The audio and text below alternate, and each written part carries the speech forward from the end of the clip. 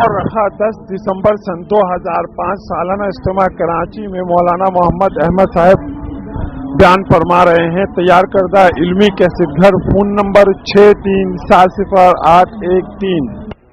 الحمدللہ الذی هدانا لهذا وما كنا لنهتدي لولا ان هدانا الله لقد جاءت رسل ربنا بالحق وصلى الله تعالى على خير خلقه محمد وآله وأصحابه أجمعين. أما بعد، فأعوذ بالله من الشيطان الرجيم. بسم الله الرحمن الرحيم. كتاب أنزلناه إليك لتخرج الناس من الظلمات إلى النور. وقال تعالى: ولقد أرسلنا موسى بآياتنا أن أخرج قومك من الظلمات إلى النور. وقال تعالى: وجعلناهم أئمة يهدون بأمرنا وأوحينا إليهم فعل الخيرات وإقام الصلاة وإيتاء الزكاة وكانوا لنا عابدين. وقال تعالى: وممن خلقنا أمة يهدون بالحق وبه يعدلون. وقال تعالى: ولو أن أهل القرى آمنوا واتقوا لفتحنا عليهم بركات من السماء والأرض ولكن كذبوا فأخذناهم بما كانوا يكسبون.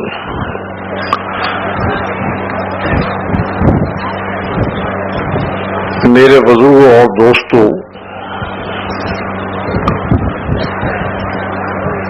اللہ رب العزت نے جس طرح سے پوری انسانیت میں انبیاء علیہ السلام کو ایک مقام امتیازی عطا فرمایا ہے،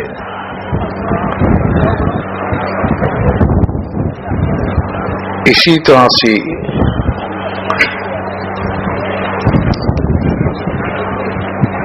پوری امتوں میں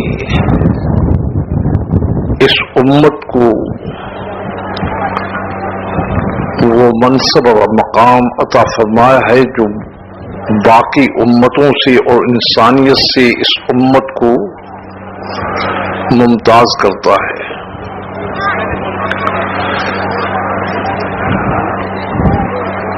انبیاء علیہ السلام دو چیزیں لے کر آتے تھے. ایک، پھنسی ہوئی انسانیت کو کیسے نکالا جائے،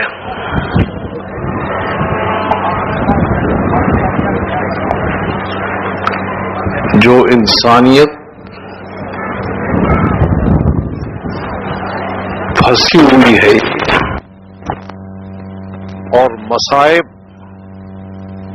بند ہو گئے.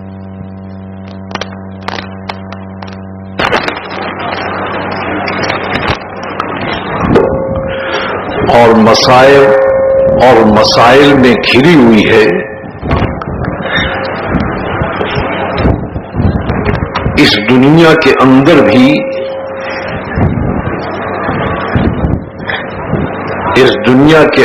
بھی انتہائی قسم کی پریشانی میں مبتلا ہے، اور اس دنیا سے جانے کے بعد بھی وہ ایسی مصائب میں مبتلا ہوگی کہ جو لا علاج ہوں گے. اس کو کس طرح سے نکالا جائے؟ انبیاء علیہ السلام اس کو عمل اخراج کہتے ہیں کہ پھنسی ہوئی امتوں کو کیسے نکالا جائے، کیا شکل ہے ان کے نکالنے کی. اور دوسری چیز جو انبیاء علیہ السلام لے کر آتے تھے کہ نکلنے کے بعد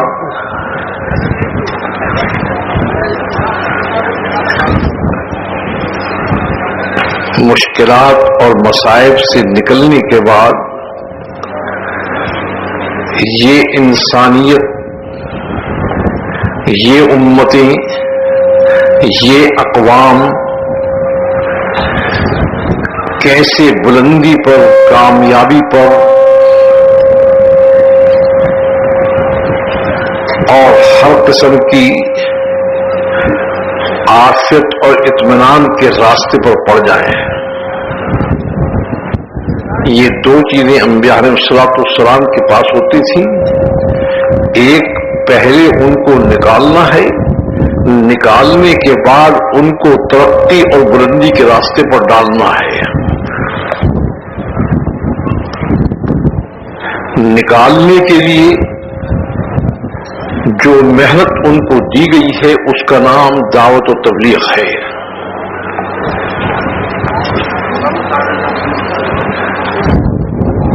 اور نکلنے کے بعد جس محنت سے عافیت اطمینان کے اعلی مقام پر پہنچ سکتے ہیں اس کا نام عبدیت ہے۔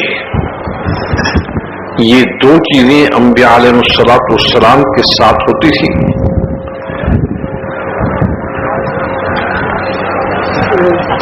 ان دونوں چیزوں کو اس امت کی طرف منتقل کیا گیا ہے۔ لوگ پوچھتے ہیں کہ دنیا میں دین کے نام پہ جو تحریکیں چل رہی ہیں ان میں اور تبلیغ اور دعوت کا جو کام ہو رہا ہے اس میں کیا فرق ہے؟ جو اس میں بنیادی فرق ہے وہ یہ ہے کہ اللہ رب العزت نے جو نظام اور ترتیب بنائی ہے اور بتائی ہے دعوت و تبلیغ کے کام کا منشا یہ ہے کہ اپنے دماغی منصوبے، اپنے جیسوں کے بنائے ہوئے راستے کو چھوڑ کر اللہ کے مقرر کردہ نظام کو اپنایا جائے۔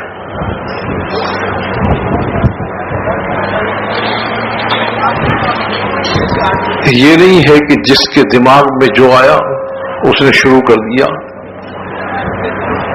اس وجہ سے اگر آپ ماشاءاللہ سمجھدار بھی ہیں،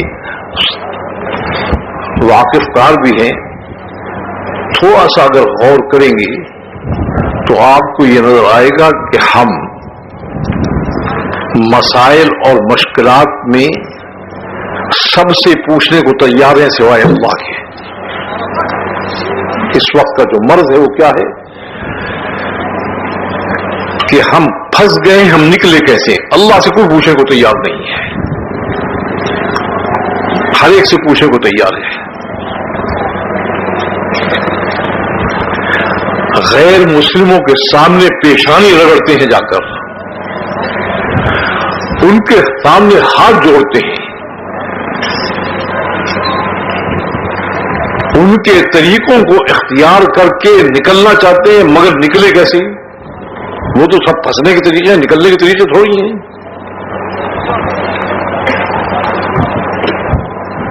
اب اللہ کے نظام میں جو سب سے پہلی چیز ہے دعوت و تبلیغ، جمیع انبیاء اس کا یہ اخراج کے لیے ہے کہ یہ پھنس گئے، ان کو راستہ بتاؤ نکلنے کا۔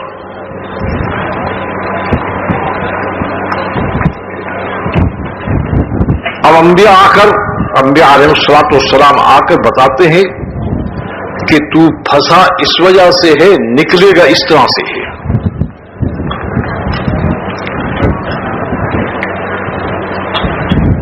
وہ آ کر کیا بتاتے ہیں کہ تیرا رابطہ اور تیرا تعلق اس ذات سے جس کے ہاتھ میں حاجات کا پورا کرنا ہے، مسائل کا حل کرنا ہے، حالات کا لانا ہے،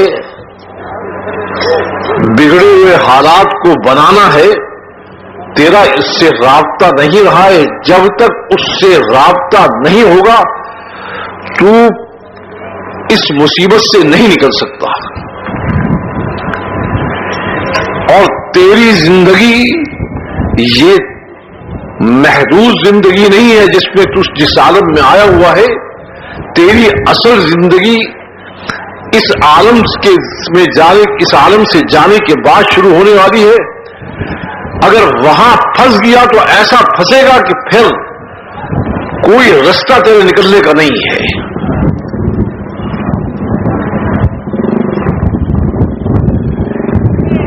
اس لیے اللہ تعالیٰ نے عنایت خاصہ سے اور رحمت خاصہ سے جو کچھ ہونے والا ہے آگے اس کا سارا نظام جو ہے وہ سب بتا دیا ہے انبیاء کی معرفت.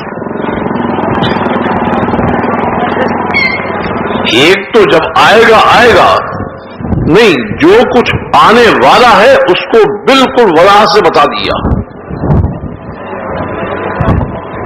تو انبیاء علیہ الصلوۃ والسلام آ کر جو نکلنے کے لیے پہلی بات بتاتے ہیں وہ کیا بتاتے ہیں کہ رابطہ ٹوٹا ہوا ہے، یہ رابطہ بحال کیے بغیر تو نہیں نکل سکتا، یہاں بھی پھنسا رہے گا اور پھر یہ بڑھتے بڑھتے یہاں تک ہوگا کہ حیات جہنم تک پہنچ جائے گا. تو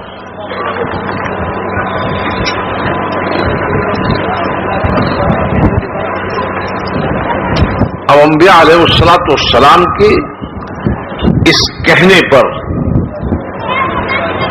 انسانیت دو حصوں میں تقسیم ہو جاتی ہے. ایک حصہ کیا کہتا ہے کہ بالکل بات سمجھ میں آ گئی ہے، آپ ہمیں بتائیں کہ رابطہ کیسے قائم کیا جائے.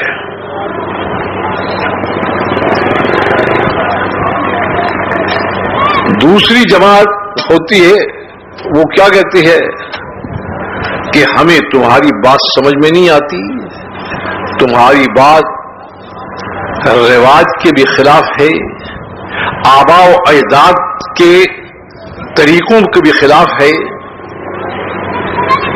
آپ کی بات جو ہے وہ بالکل ایک اجنبی سی بات ہے، وہ ہمیں سمجھ نہیں آتی.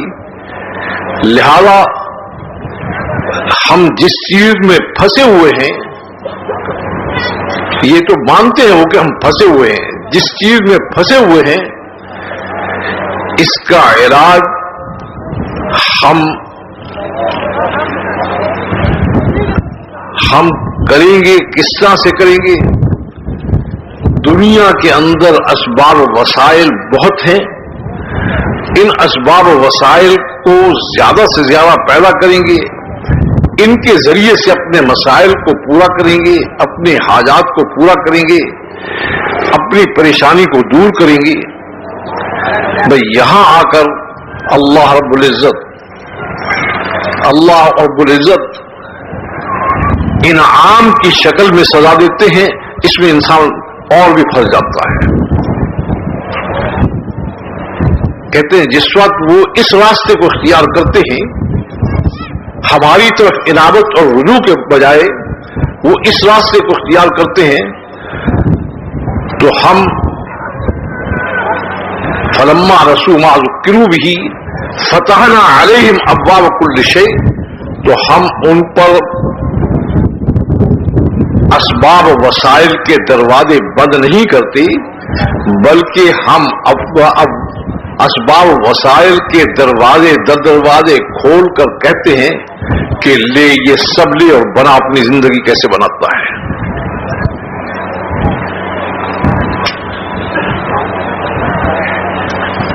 اب وہ جتنا محنت کرتا ہے اسباب و وسائل بھی آتے جاتے ہیں اور مسائل اور مشکلات اور پریشانی میں بڑھتی جاتی ہیں. اور وہ کیا کہتا ہے ابھی اسباب کم ہیں، اور زیادہ کرو گے تو یہ مشکلات دور ہو جائیں گی. پھر وہ اور بڑھاتا ہے، تو جتنا بڑھاتا ہے اس کے ساتھ ساتھ وہ بڑھتے چلے جاتے ہیں. کہتے ہیں ہم نے یہ نظام اس لیے بنایا ہے کہ اس احمق انسان کو یہ بتائیں کہ اگر اسباب اور وسائل سے تو ان پریشانیوں سے نکل سکتا تو لے اسباب جتنے لیتا ہے، نکل کے دکھا.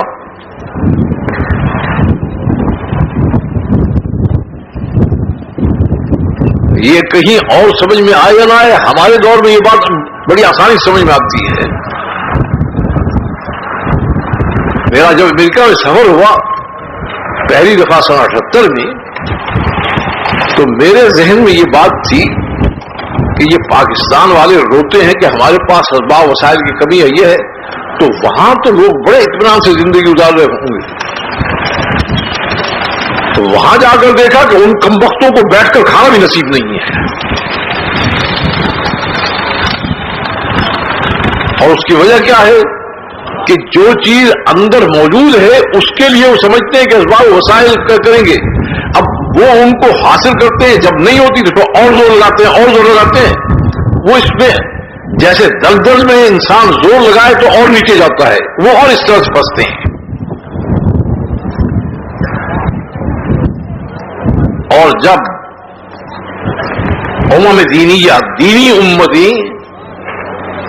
دینی امتیں اس راستے پر پڑ جاتی ہیں جس راستے پر کافر چلتا ہے، غیر مسلم چلتا ہے، کہ وہ بھی اپنے مسائل کے حل کے لیے اور اپنی مشکلات سے نکلنے کے لیے وہ بھی وسائل اور اسباب کے بہانے کی فکر میں لگ جاتا ہے، تو اس کا حال ان سے بھی ابتر ہوتا ہے.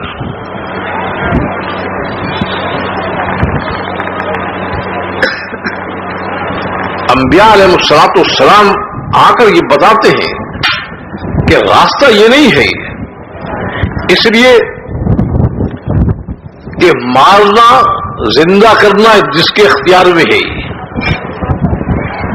بیماری اور شفا جس کے اختیار میں ہے، رزق کا دینا بڑھانا کم کرنا جس کے اختیار میں ہے،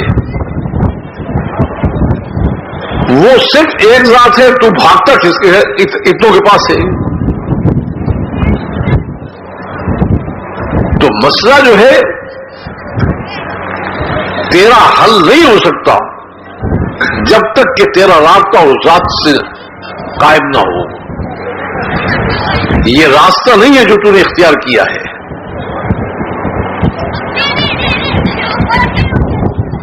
اب وہ پوچھتے ہیں کہ ہم اس سے رابطہ کیسے قائم کریں. تو انبیاء علیہ الصلوۃ والسلام بالکل آسان بات کرتے ہیں جس کا کوئی سمجھنا مشکل نہیں ہے. وہ کیا کہتے ہیں کہ اس سے رابطہ قائم کرنے کے لیے تجھے دو باتیں اختیار کرنی پڑیں گی. دل بھی تجھے اس کے حوالے کرنا پڑے گا، جسم بھی اس کے حوالے کرنا پڑے گا. دل کو اس کے حوالے کرنا پڑے گا اس طرح سے کہ وہ کیا کہتا ہے کہ دل کو اس طرح سے حوالے کر کہ تیری جھانک دوسرے کی طرف موجود نہ رہی. اس کو ایمان کہا جاتا ہے. جب تک جھانک دوسرے کی طرف موجود ہے ایمان کی حقیقت حاصل نہیں ہے.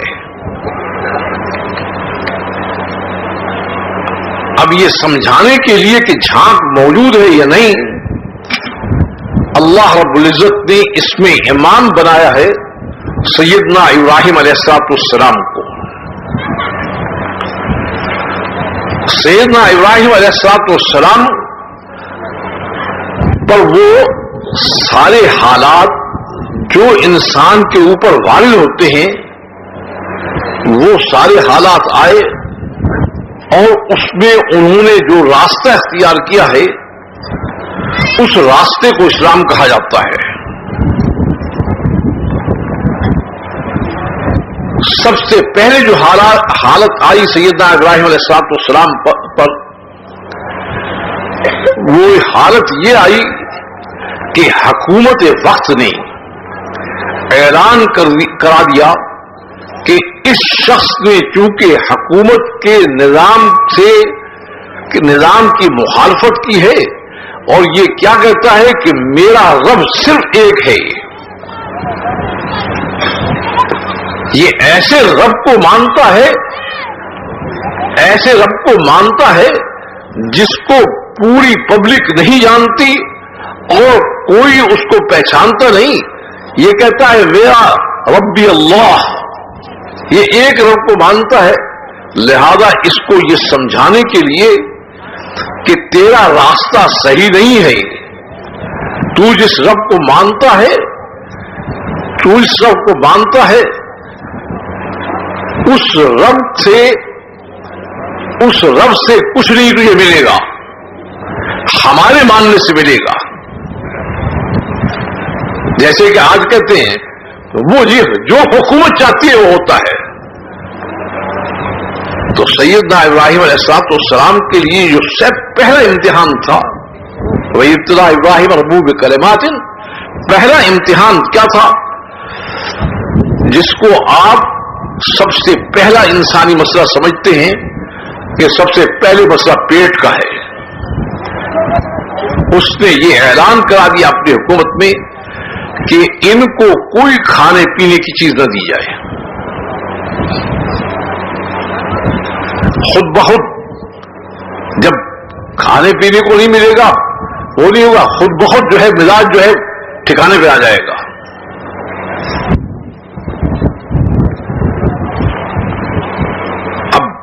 اسی وجہ سے کہا ابنی جائل کل انسان، انہوں نے سمجھایا کہ ایمان کی حقیقت کیا ہے. جب اس نے یہ اعلان کیا تو سیدنا ابراہیم علیہ السلام اپنے گھر سے اپنا تھیلا والا لے کر نکلی. سب جگہ سے جواب مل گیا. واپسی میں خیال آیا کہ گھر والے کہیں گے کہ کیا انتظام ہے، کیا ہے، کھانے پینے کا انتظام نہیں ہے. تو انہوں نے کہا چلو تھوڑی دیر کے اطمینان کے لیے باہر سے ریت مٹی بھر لی اور لا کر اس کو چکے کے قریب ڈال دیا.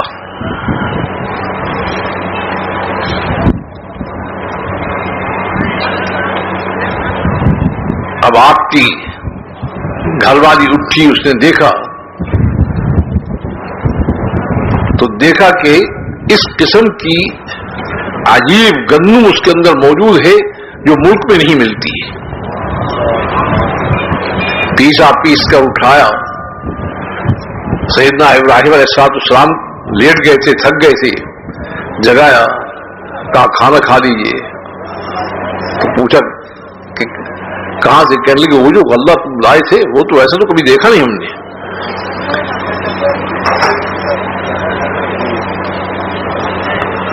لیکن آپ نے کوئی تفصیل نہیں بتائی.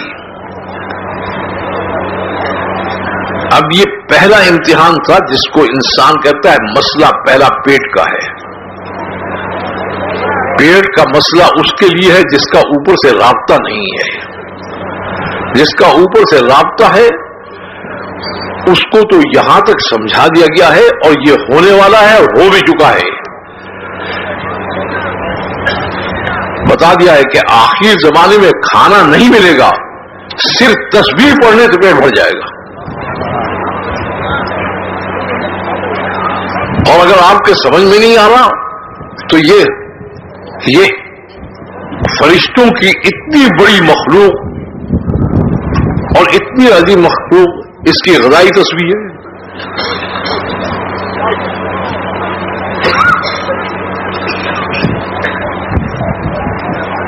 تو میں یہ عرض کر رہا تھا کہ ایمان کی حقیقت کیا ہے ایمان کی حقیقت یہ ہے کہ صرف اس کی طرف دیکھے, کسی دوسرے کی طرف نہ دیکھے.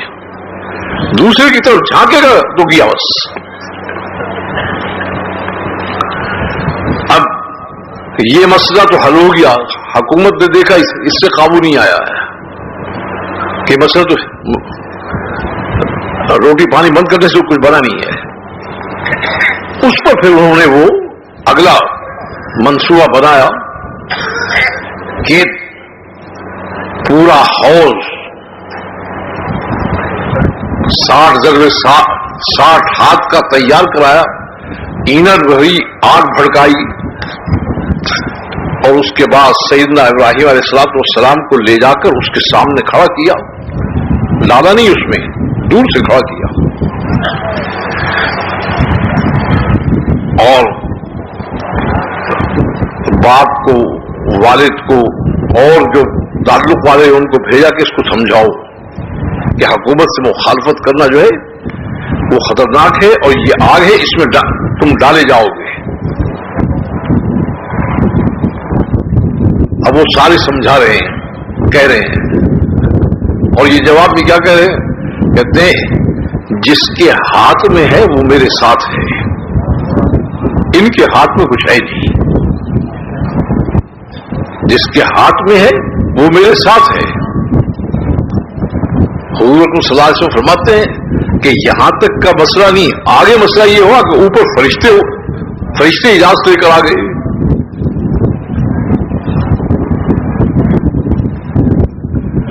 اگر آپ چاہیں, ایک فرشتے نے کہا آپ چاہیں تو میرے ہاتھ میں بارشوں کا اور پانی کا نظام ہے, میں اس کو بجھا دیتا ہوں. دوسرے فرشتے نے کہا کہ میں اس پہاڑی کو ملا دیتا ہوں, یہ ساری کی ساری چیزیں مر جائیں گے. ایسے وقت میں جب آدمی تنکے کا سہارا ڈھونڈتا ہے, فرشتے آ کر یہ بات کہہ رہے ہیں, مگر وہ ایمان کی حقیقت سمجھائی گی. ایمان کی حقیقت سمجھائی کہ اگر ایمان ہے تو پھر انسان جو ہے وہ صرف ایک کی طرف دیکھتا ہے, پھر نہیں دیکھتا, وہ دونوں کو ڈال دیا فرشتوں کو. اما الے کا فلا, اما الے کا فلا, نہ میری کوئی حاجت تمہاری طرف ہے نہ تمہاری طرف ہے. انی وجہت وجہ للذی فطر السماوات والارض حنیفا, میں نے رخ ایک کی طرف پھر رکھا ہے, میں دوسری طرف نہیں جاؤں گا. اور عرض کیا کہ اگر آپ کو ابراہیم کا جلنا پسند ہے تو ابراہیم اس پر راضی ہے, اور اگر ابراہیم کو آپ نے بچانا ہے تو میں دوسری کسی کی امداد نہیں, وہ آپ براہ راست جو ابراہیم کے بچانے کا انتظام کریں.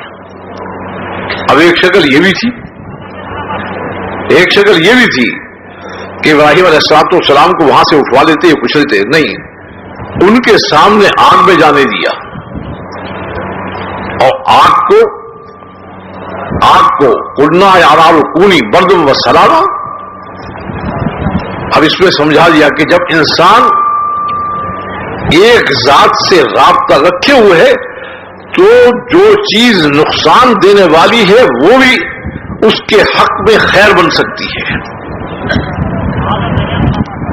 آدمی جمتا نہیں وہاں پر, وہ چاہتا ہے کہ جلدی سے کسی طرح سے یہاں سے نہیں ہوتا تو یہاں سے ہو جائے, یہاں سے, وہ ایک طرف جمتا نہیں ہے.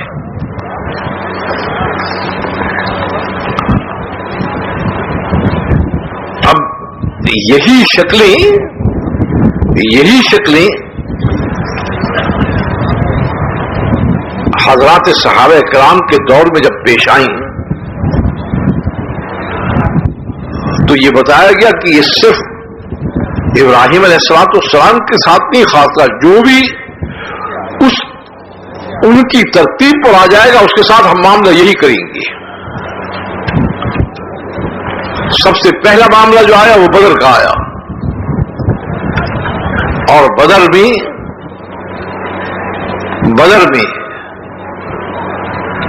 ایک جماعت نے وہ بات کہی جو ہم کہتے ہیں.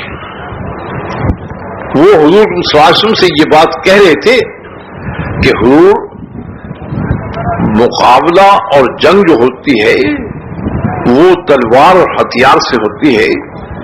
ہمارے پاس کوئی چیز ہے نہیں, دشمن تعداد میں بھی زیادہ ہے, سامان جنگ بھی اس کے پاس موجود ہے, ہم خالی ہاتھ ہیں, تو مقابلہ ہوگا تو کیسے ہوگا؟ اوپر سے جواب آیا. اوپر سے کیا جواب آیا؟ اوپر سے کیا جواب آیا؟ اوپر سے جواب یہ آیا کہ اگر ان کو بھی تلوار اور ہتھیار کی ضرورت ہے اور تمہیں بھی تلوار اور ہتھیار کی ضرورت ہے تو میرے ہونے کا کیا فائدہ ہے؟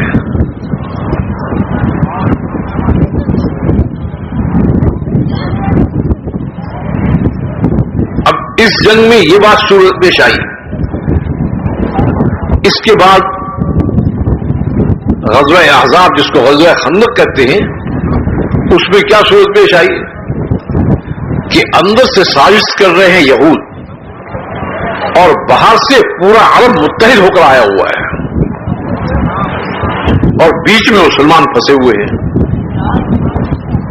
حضور اکرم صلی اللہ علیہ وسلم مشورے کے لیے بیٹھتے ہیں. آپ فرماتے ہیں کہ میری رائے یہ ہے کہ یہ یہود قوم لالچی ہے, اگر ان سے یہ بات کر لی جائے کہ کھجوریں اترنے پر آدھی کھجوریں بدینی تمہیں دے دیں گے, تو یہ اندر کی سازش ختم ہو جائے گی, صرف باہر کا مقابلہ رہ جائے گا. حضرات صحابہ کرام عرض کرتے ہیں کہ حضور یہ آپ کی رائے ہے یا حکم ہے؟ کہا نہیں میری رائے ہے.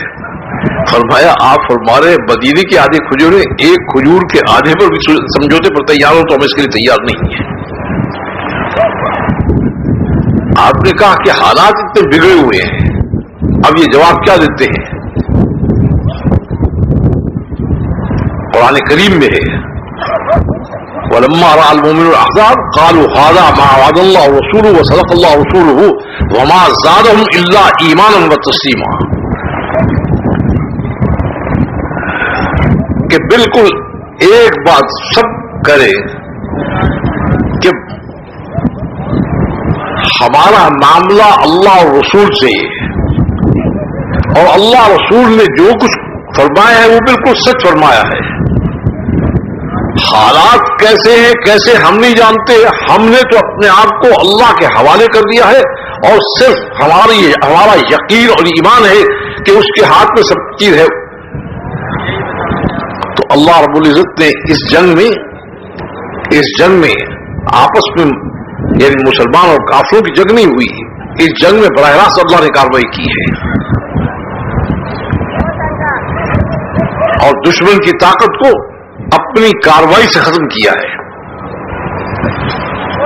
میں اس کر رہا تھا کہ یعنی وہ ایمان جو ہے کیا چیز ہے کہ اوپر سے ایسا رابطہ قائم ہو جائے کہ ساری کارروائی وہ اپنے ذمہ لے لے. مگر اس میں وہ کیا کہتا ہے جھانک جب تک دوسرے کی طرف موجود ہے جب تک میں ساتھ نہیں دیتا. تو ایمان کی حقیقت کیا ہے؟ ایمان کی حقیقت اللہ ایک ہے یہ نہیں ہے. ایمان کی حقیقت کیا ہے؟ وہ کلمہ مبارک میں بتائی جاتی ہے کہ ایمان کی حقیقت کیا ہے. سب سے پہلے یہ کہے کہ میں کسی کا نہیں ہوں, صرف ایک کا ہوں.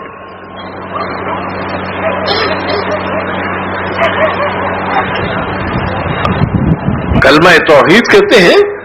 اگر کلمہ توحید اس طرح سے ہوتا اللہ احد یا اللہ واحد, یہ نہیں رکھا گیا, بلکہ پہلے سب کی قربانی دلوا کر پھر کہو یہ لا الہ الا اللہ کا مطلب کیا ہے کہ میرا دل ہر چیز کو چھوڑ کر صرف ایک کا بن گیا ہے.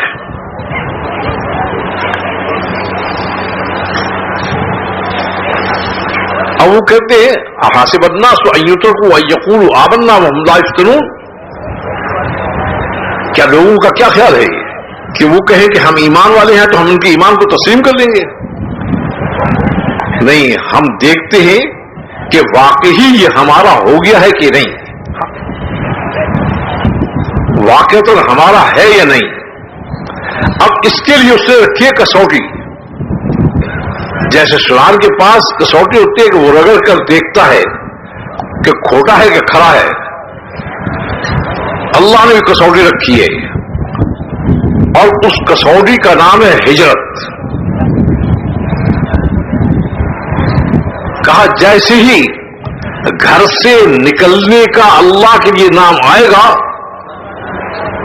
تو اس کسوٹی پہ رگڑتے ہی پتہ لگ جائے گا کہ کہاں کہاں جھانکتا ہے یا نہیں جھانکتا ہی.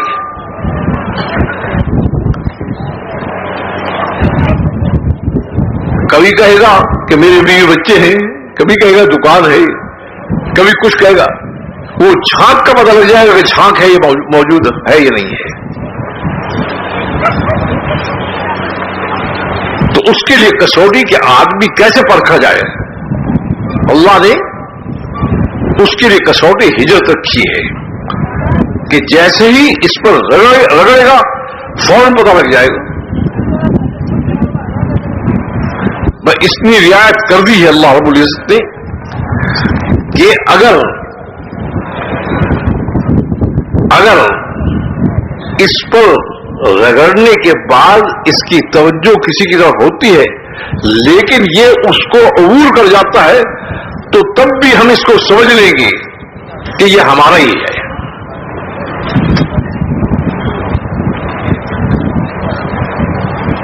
میں یہ بات اس لیے عرض کر رہا ہوں کہ ایک ہے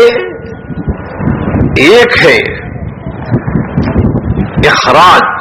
اخراج کیا ہے کہ جہاں پھنسا ہوا ہے پہلے وہاں سے نکلے تو صحیح.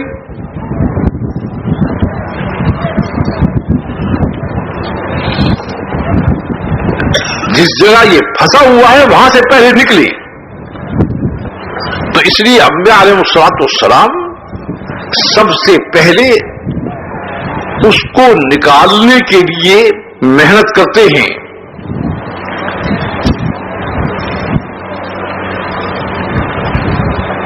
ابدیت کا نظام جس کو دین کہتے ہیں یہ بعد میں دیتے ہیں, پہلے اس کو نکالتے ہیں کہ نکلنے کے یہ اوپر سے رابطہ قائم کرنے کے لیے پہلے تیار ہو. اس لیے انبیاء علیہ الصلوۃ والسلام کا جو پہلا کام ہے وہ دعوت اللہ ہے کہ پہلے اس پر تیار ہو کہ میں اپنے آپ کو اللہ کے حوالے کرنے کو تیار ہوں. اس زمانے کی جو مشکل ہے وہ کیا ہے؟ اس زمانے کی مشکل یہ ہے کہ اخراج کے بجائے دین پر چلنے کے لیے کہتے ہیں. پہلے نکلے تو صحیح, وہ چلے گا کیسے؟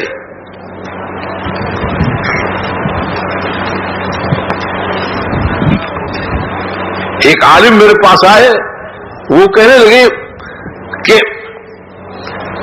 عوامر و احکام موجود ہیں.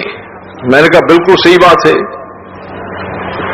عوامر و احکام موجود ہیں. میں نے کہا اس میں کوئی شک نہیں ہے, سارے عوامر موجود ہیں. نماز کا بھی حکم موجود ہے, روزے کا بھی ہے, حج کا بھی ہے, زکوٰۃ کا بھی ہے, جہاد کا بھی ہے, سارے حکم موجود ہیں.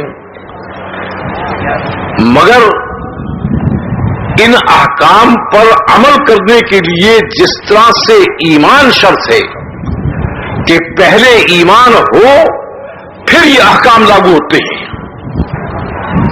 وغیرہ احکام تو موجود ہے. میں نے کہا کبھی آپ نے یہ نہیں کہا کہ کافر پر یہ احکام چلے گی, کیوں نہیں کہتے؟ جب احکام موجود ہے تو کافر بھی اس پہ چلے. اس لیے کہ ان عوامر و احکام کے لیے ایمان پہلے ضروری ہے. وَمَن يَعْمَلْ مِنَ الصَّالِحَاتِ وَهُوَ فَلَا كُفْرَانَ لِسَعْيِهِ, اس سے پہلے اس کے پاس ایمان کا ہونا ضروری ہے.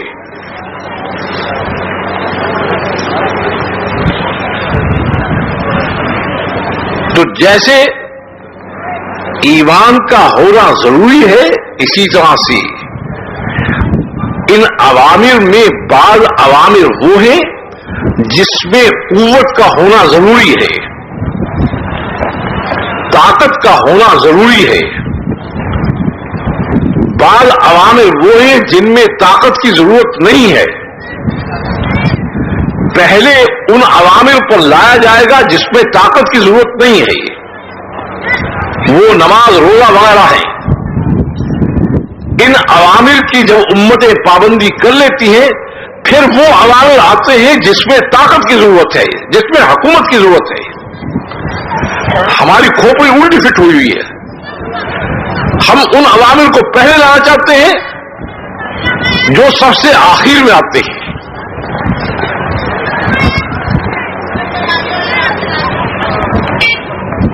اب اس میں ترتیب نبوت کو دیکھا جائے گا۔ حضور اکرم صلی اللہ علیہ وسلم تشریف لائے، سب سے پہلے آپ نے خلافت کی دعوت دی، حکومت الہیہ کی دعوت دی۔ کچھ عقل اور دماغ سے سوچنا چاہیے۔ آپ نے جہاد کی دعوت دی،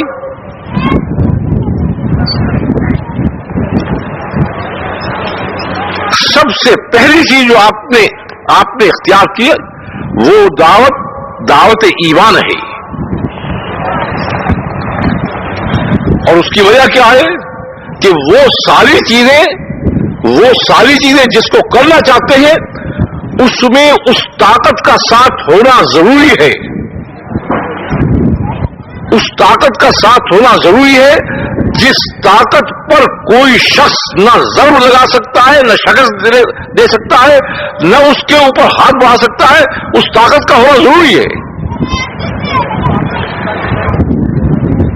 اس سے ترتیب میں آپ دیکھیں گے سب سے پہلے ترتیب میں جو ہے حضور اکرم صلی اللہ علیہ وسلم کی ترتیب میں سب سے پہلے جس چیز کو آپ دیکھیں گے، کسی سے پوچھنے کی ضرورت نہیں، بالکل واضح چیز ہے، سب سے پہلے دعوت ایمان ہے۔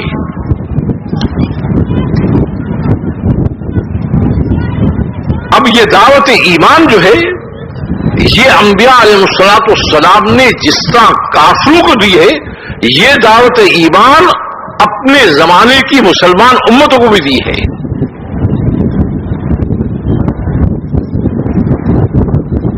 حضرت موسیٰ علیہ السلام نے جس طرح فرعون کو دعوت ایمان دی ہے، بنی اسرائیل کو بھی دعوت ایمان دی ہے۔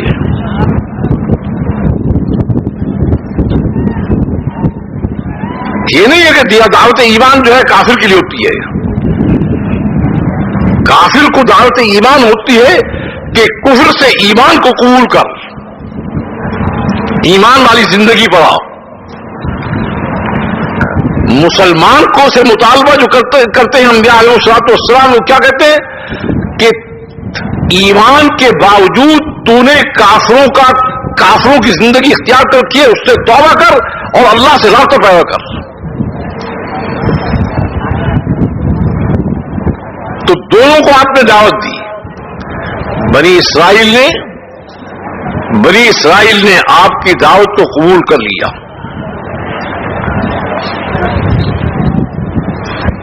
کچھ عرصے کے بعد وہ بات کی جو ہم کرتے ہیں، یہ سارے اسباق ہمیں بتانے کے لیے بتائے گئے ہیں، وہ بات کی جو ہم کرتے ہیں۔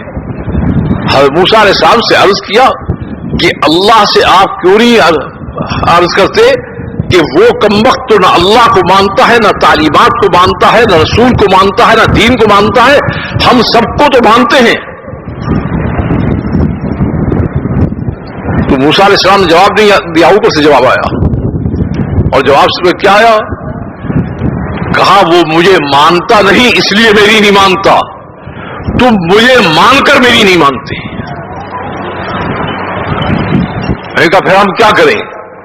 انہوں نے کہا مجھے اگر ساتھ لینا ہے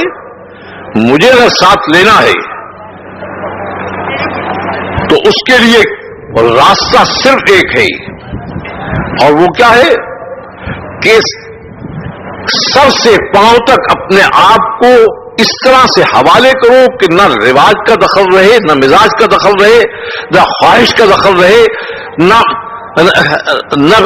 تمہاری قوم کا دخل رہے، نہ تمہارے وطن کا دخل رہے۔ تمہاری پوری زندگی اس طرح سے ہو کہ ہر چیز میں میرے امر کو سامنے رکھ کر چلا جائے۔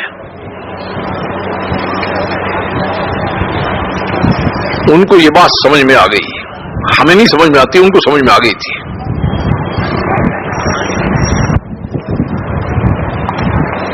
ان کو یہ بات سمجھ میں آ گئی کہ زندگی بدلے بغیر نہیں کام بنتا، جس کو قرآن میں کہا ہے ان اللہ لا یغیر ما بقوم حتی یغیروا ما بانفسہم، کہ جب یہ قومیں پھنستی ہیں تو زندگی بدلنے کے لیے تیار نہیں ہوتی. یوں کہتے ہیں کہ جو جس چیز میں ہم پھنس گئے ہیں وہ کسی طرح سے بدل جائے، کہتے کبھی بھی نہیں بدلے گی، وہ قیامت تک بھی نہیں بدلے گی، اس میں زندگی کو بدلنا پڑے گا. تو ان کو یہ بات سمجھ میں آ گئی. اس تیزی سے انہوں نے اپنی زندگی کو تبدیل کیا، اس تیزی سے زندگی کو اپنی تبدیل کیا کہ اوپر سے کچھ ہی عرصے کے بعد پیغام آ گیا، قال اللہ انی معکم، میں تمہارے ساتھ ہو گیا ہوں. بات اتنی ہے، میں تمہارے ساتھ ہو گیا ہوں. اور حضرت موسیٰ علیہ السلام سے فرمایا کہ ان کو کیا کہو، ان کو کہو کہ اب تمہارا کوئی مسئلہ نہیں ہے، اب میں جانوں اور فرعون جانے.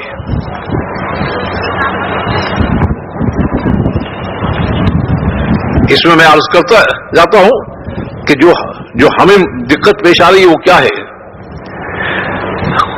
تاریخ انسانی میں ایک واقعہ نہیں بتا سکتے، میں پوری ذمہ داری سے آپ کو بتا رہا ہوں، ایک واقعہ نہیں بتا سکتے کہ ان